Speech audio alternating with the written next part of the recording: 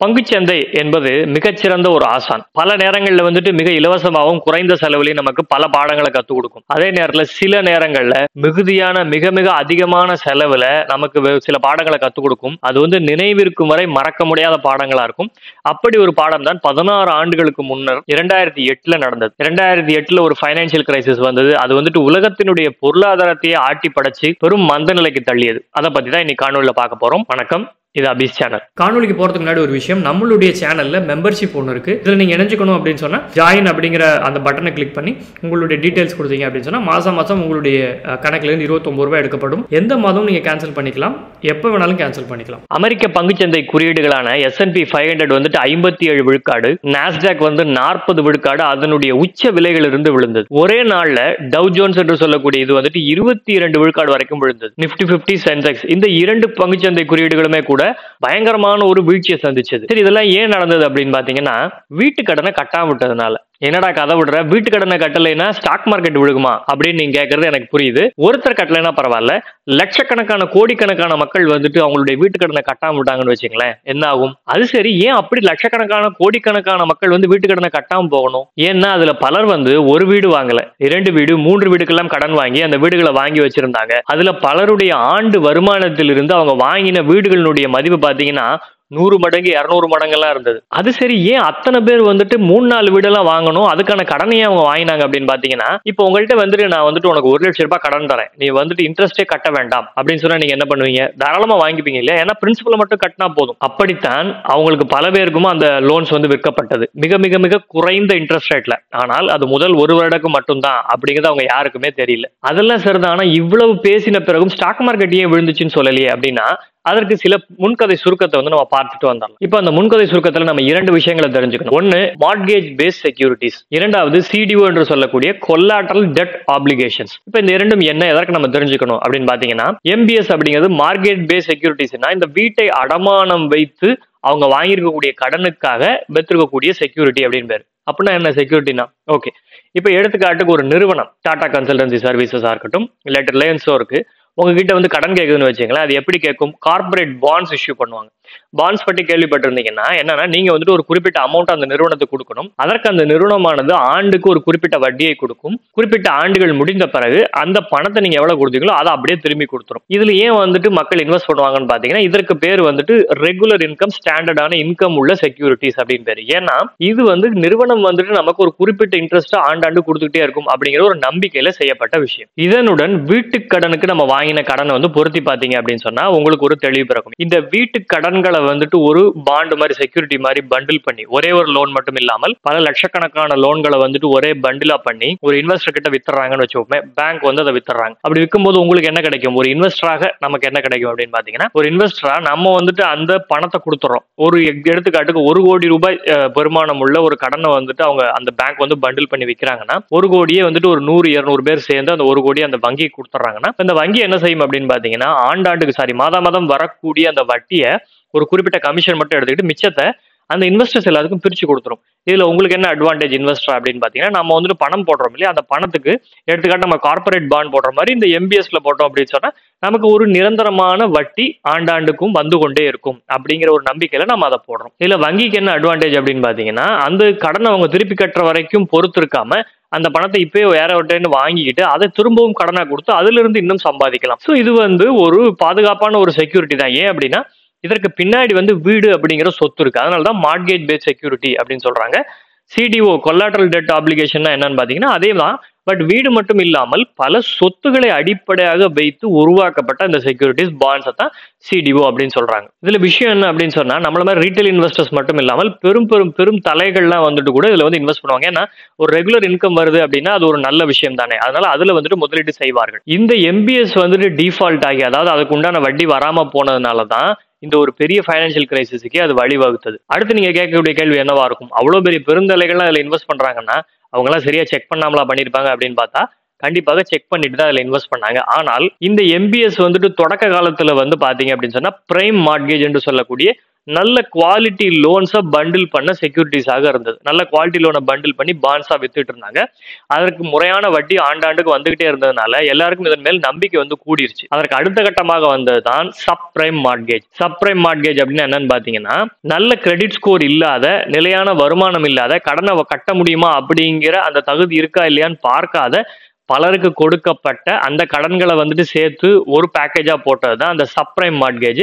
அந்த சப்ரைம் மார்ட்கேஜ அந்த எம்பிஎஸ்ஆ வச்சு விற்கும் போதுதான் பிரச்சனை தொடங்கியது. இப்ப காணொலியில நான் தொடங்கின இடத்துக்கு போங்க, பல பேர் வந்து 2-3 வீடுகள் வாங்கினாங்க, அவங்களால வட்டியை சரியா கட்ட முடியல அப்படிங்கிற நிலையிலும் வாங்கினாங்க. அப்படிங்கும் போது அவங்க எல்லாம் அந்த கடனை கட்டாம போகும்போது இந்த சப்ரைம் மார்ட்கேஜ் வந்து டிஃபால்ட் ஆச்சு. அந்த டிஃபால்ட் வருமானம் வராம போச்சு. இதுதான் மெயினான பிரச்சனை. சரிப்பா, முதல் தடவை செக் பண்ணவங்க இரண்டாவது தடவை சப்ரைம் மார்ட்கேஜ் லோன்ஸ் வந்தப்பையும் செக் பண்ணாமல இருந்தாங்க அப்படின்னா கண்டிப்பா அப்பவும் செக் பண்ணாங்க. இப்ப கல்பிரிட் யாரு? இப்ப பிரச்சனை என்ன அப்படின்னு பாத்தீங்கன்னா, ரேட்டிங் ஏஜென்சிஸ் அப்படின்னு சொல்லியிருக்கும். கிரெடிட் ரேட்டிங் ஏஜென்சி வந்துட்டு ஏஏ பிளஸ் நல்ல குவாலிட்டியான இந்த கிரெடிட் ரேட்டிங் இந்த இருக்கு, இதுக்கு வந்துட்டு சுமாரான குவாலிட்டி இருக்கு அப்படின்னு சொல்லி அவங்க கொடுப்பாங்க. அவங்க எல்லாருமே இந்த சப்ரைம் மார்ட்கேஜையும் சேர்த்து இருந்த அந்த பாண்ட்ஸ், அந்த எம்பிஎஸ் கூட நல்ல குவாலிட்டியான இதுதான் அப்படின்னு சொல்லி ரேட் பண்ணாங்க.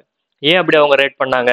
காம்படிஷன் தான். காம்படிஷன் என்ன அப்படின்னு பாத்தீங்கன்னா, இப்ப 4-5 கிரெடிட் ரேட்டிங் ஏஜென்சி இருக்குன்னு வச்சுங்களேன். ஒரு பெரிய பேங்க் வந்துட்டு அவங்களுடைய எல்லா லோன்ஸையும் இதுல கொடுத்து அவங்க ரேட் பண்ணி வாங்கினா தான் இந்த கிரெடிட் ஏஜென்சிக்கே வந்து வருமானம். அந்த வருமானம் வந்துட்டு இந்த மாதிரி தான் நான் பண்ண மாட்டேன், இது வந்து லோ குவாலிட்டியா இருக்கு அப்படின்னு ரேட் பண்ணாங்கன்னா அடுத்து உங்களுக்கு பிசினஸ் கொடுக்கலன்னா உங்களுக்கு என்ன ஆகும்? கமிஷன் வராம போகும். எப்படிப்பட்ட கடனாக இருந்தாலும் வீட்டை வச்சு தானே கடன் வாங்கியிருக்காங்க, வீட்டுக்குன்னு ஒரு மதிப்பு இருக்கு இல்லையா? அந்த விலையை வந்துட்டு எப்படி இருந்தாலும் திரும்ப எடுத்துரும் இல்லையா? டிஃபால்ட்டே ஆனாலும் அந்த வீட்டை வித்துட்டு அந்த வரக்கூடிய பணத்தை எடுத்து இன்வெஸ்டர்ஸுக்கு திரும்ப கொடுத்துடலாம். அந்த நம்பிக்கையில தான் கிரெடிட் ஏஜென்சி எல்லாமே இதுக்கும் ஏஏ பிளஸ் நல்ல ரேட்டிங் கொடுத்து சரி ஓகே இதனால எந்த பிரச்சனை வராது அப்படின்னு கொடுத்தாங்க. சரி, அப்ப எப்பதான் பிரச்சனை ஏற்பட்டது?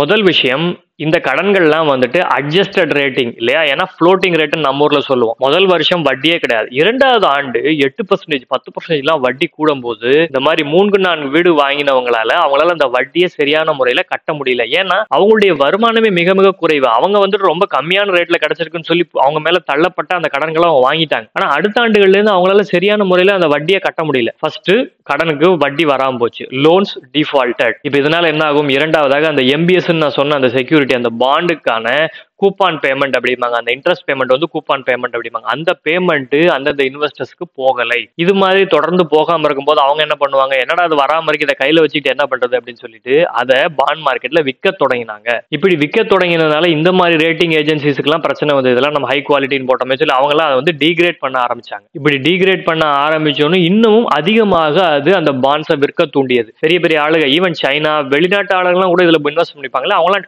கடன்னு வித்துட்டு வெளியே போயிடும். ஏன்னா கீழே ரொம்ப இறங்கிருச்சுன்னா அவங்க போட்ட முதலுக்கே மோசம் வந்துடக்கூடாதுன்னு மிகவும் விற்க ஆரம்பிச்சாங்க. அந்த பாண்ட் இன்னும் இறங்கியது. இப்ப இதுல என்ன ஆச்சு அப்படின்னு பாத்தீங்கன்னா, இந்த இதுல இன்வெஸ்ட் பண்ணியிருந்த அமெரிக்கன் கம்பெனிஸ், நிறைய கம்பெனிஸ் வந்து இந்த பாண்ட்ஸ்ல மட்டும் அதிகமான எக்ஸ்போஷர் வச்சிருந்தாங்க. ஏன்னா இதுக்கு அடிப்படையில் ஒரு சொத்து இருக்கு, அந்த சொத்து மூலமாக நமக்கு அந்த பணம் திரும்ப வந்துடும் நம்பினாங்க. அப்படிப்பட்ட நிறுவனங்கள் வந்துட்டு இந்த பாண்ட்ஸுடைய விலை இறங்க அவங்க வச்சிருந்த மார்ஜின், அவங்களுக்கு இந்த லிக்விடிட்டி வந்து ரொம்ப மோசமாகி முதல்ல லீமன் பிரதர்ஸ் என்று சொல்லக்கூடிய நிறுவனம் வந்துட்டு மொத்தமா மூட வேண்டிய நிலைக்கு போச்சு. பேங்க்ரப்சி அப்படிம்பாங்க. அந்த அளவுக்கு போய் அந்த நிறுவனத்தையே நிறுத்திட்டு அவங்க உள்ள எல்லாருமே வேலையை விட்டு போக சொல்ல வேண்டிய நிலை, கம்பெனியவே இழுத்து மூட வேண்டிய நிலை வந்தது. இப்ப என்ன ஆகும் அப்படின்னு பாத்தீங்கன்னா, இந்த வீடுகள்லாம் வித்து பணத்தை திரும்ப எடுத்துக்கலாம் அப்படின்னு நினைச்சா ஏகப்பட்ட டிமாண்ட் இருக்கு. ஏன்னா நிறைய வீடுகள் வந்துட்டு அவங்க அந்த மக்கள் வந்துட்டு வட்டியை கட்ட முடியாதனால வீடுகள் நிறைய இருக்கு, வாங்கறதுக்கு ஆள் இல்ல.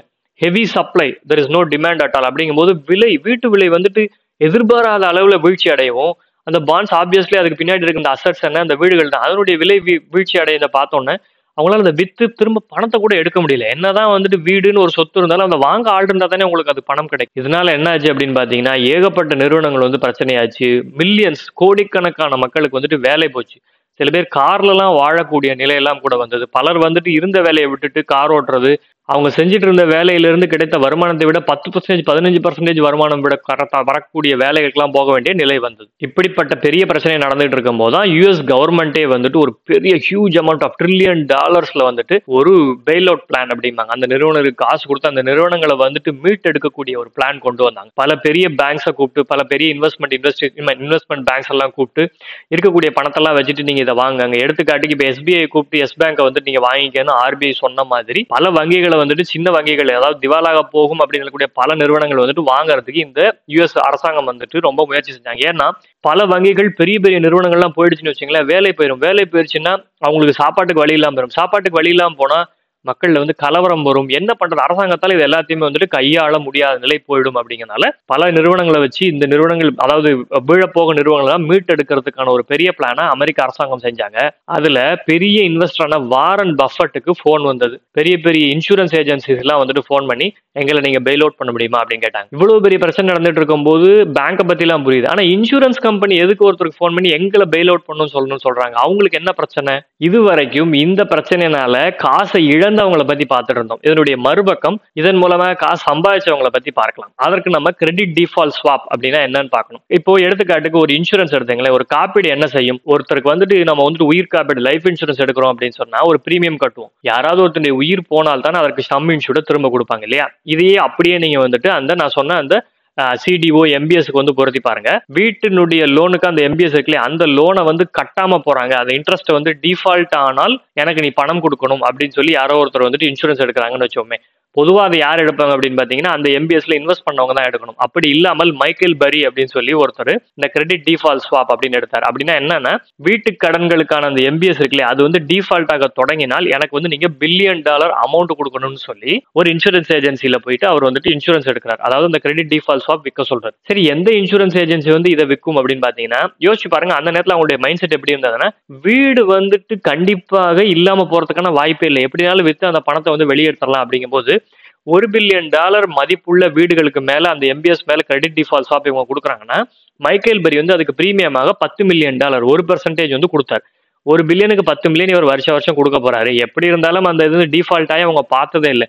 டிஃபால்ட் ஆனாலும் வீட்டை வித்து அந்த 1 பில்லியன் எடுத்து இவர்கிட்ட கொடுத்துடலாம் அப்படிங்கிற ஒரு நினைப்புல அவங்க என்ன பண்ணாங்கன்னா, இதுக்கு வந்து இன்சூரன்ஸ் அவங்க கொடுத்தாங்க. இப்போ என்ன நடந்தது அப்படின்னு நமக்கு தெரியும். வரலாறு காணாத அளவுல வீட்டு விலை வந்துட்டு மிகவும் சரிஞ்சு அந்த இதுக்கு டிஃபால்ட் வந்து ரொம்ப அதிகமாகி இப்ப அந்த $1 பில்லியன் இந்த மைக்கேல் பரிக்கு அவங்க கொடுக்க வேண்டிய நிலை வந்தது. அதை வந்து அவர் கணிச்சாரு, இந்த எந்த இன்சூரன்ஸ் கம்பெனியுமே கணிக்கல. அதனாலதான் இவங்க எல்லாரும் போய் பஃபட் கிட்ட எங்களை பெயில் அவுட் பண்ணுங்கன்னாங்க. இது மாதிரி 4-5 பேர் வந்துட்டு இந்த கிரெடிட் டிஃபால்ட் ஸ்வாப் மூலமாக இது வந்துட்டு வீழும்னு தெரிஞ்சு அதை ஷார்ட் போய் நிறைய பணம் சம்பாதிச்சாங்க. அது வந்து புத்தகமாக வந்தது, பிக் ஷாட் அப்படின்னு சொல்லி ஒரு புத்தகமா வந்தது. அதே படமாகவும் வந்தது, பிக் ஷாட்னு சொல்லி. மிகவும் பிரபலமான ஒரு படம், நல்ல அருமையான, உங்களுக்கு வந்துட்டு கத்துக் கொடுக்கக்கூடிய ஒரு படம். இந்த பொருளாதார இழப்பை வந்துட்டு ரிவைவ் பண்ணி மீட் எடுக்கிறதுக்கு யுஎஸ் கவர்மெண்ட் மிகவும் கடினமா வந்து உழைச்சு அதுக்கப்புறம் வந்துட்டு ஒரு நிலைக்கு வர வேண்டிய தேவை இருந்தது. அப்பதான் ஒபாமாவும் பதவியா இருக்கக்கூடிய நேரம் நிறைய விஷயங்களை வந்துட்டு மக்களுக்கு செஞ்சு பல $1 மில்லியன் $1 ட்ரில்லியன் பணத்தை கொட்டி இது மீட்கப்பட்டது. இதன் மூலம் சந்தை நம்ம கற்றுக் கொடுத்த பாடம் என்ன அப்படின்னு பாத்தீங்கன்னா, market is a dangerous place to be there. அதாவது சந்தை ஒரு மிக மிக ஆபத்தான ஒரு இடம். எப்ப ஆபத்தான இடம் அப்படின்னா, நம்ம என்ன செஞ்சுட்டு இருக்கோங்கிற தெளிவில்லாம நம்ம ஒரு இடத்துல இருக்கோம் அப்படின்னு வச்சுங்களேன், அப்போ சந்தை மிக மிக ஆபத்தான இடம். ஆனா அதே நேரத்துல மைக்கேல் பரி மாதிரி தெளிவாக நம்ம எதற்காக இங்க இருக்கோம்னு நினைச்சுக்கிட்டோம்னா, லட்சக்கணக்கான ரூபாயை நம்ம அள்ளி கொடுக்கக்கூடிய ஒரு இடமாகவும் பங்கு சந்தை இருக்கும். எங்களுடைய காணொலி பிடித்திருந்தால் லைக் செய்யுங்கள், ஷேர் செய்யுங்கள், சப்ஸ்கிரைப் செய்யுங்கள். பெல் பட்டன் கிளிக் பண்ணி நோட்டிபிகேஷன் வரும். எங்களுடைய காணொலி உடனுக்குடன் பார்க்கலாம். நன்றி, வணக்கம்.